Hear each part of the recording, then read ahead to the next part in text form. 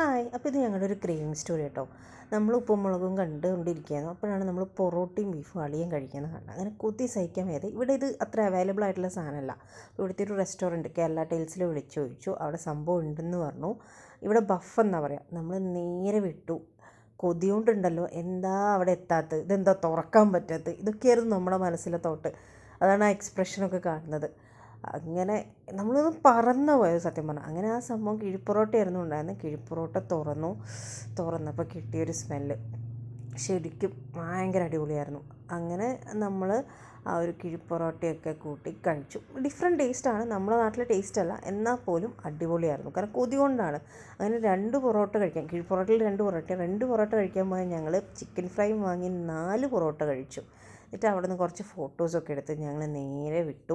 വീട്ടിലേക്ക് എന്നുള്ള പ്ലാനിലാണ് പോരുന്നത്. അങ്ങനെ ഗിരിയേട്ടൻ ആ വഴിക്ക് ഇന്ന് ഗിരിയേട്ടൻ്റെ ഓഫീസിൻ്റെ അടുത്തുള്ള ഒരു കടയ്ക്ക് കൊണ്ടുപോയി പാൻ കഴിക്കാമെന്ന് പറഞ്ഞു. എനിക്ക് പാൻ എന്ന് പറഞ്ഞാൽ പാൻ പരാഗ. അപ്പോൾ എനിക്ക് അതിനോട് വലിയ ഇൻട്രസ്റ്റ് ഇല്ലായിരുന്നു. പക്ഷേ ഇത് സ്വീറ്റ് പാനാണ്, നല്ല ടേസ്റ്റാന്നൊക്കെ പറഞ്ഞു.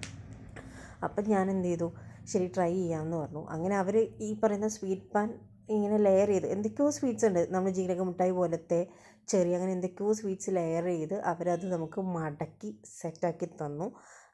ഞാനത് വായിലേക്ക് ഇടാൻ ശ്രമിക്കുന്നുണ്ട്. എൻ്റെ വായിലത് ഫുള്ള് കൊള്ളുന്നില്ല. അങ്ങനെ ഞാൻ 2 പീസസൊക്കെ ആയിട്ടാണ് കഴിച്ചത്. ആ ഒരു വെറ്റിലേൻ്റെ പുകച്ചിലല്ലാണ്ട് വേറെ ഒരു കുഴപ്പമില്ല.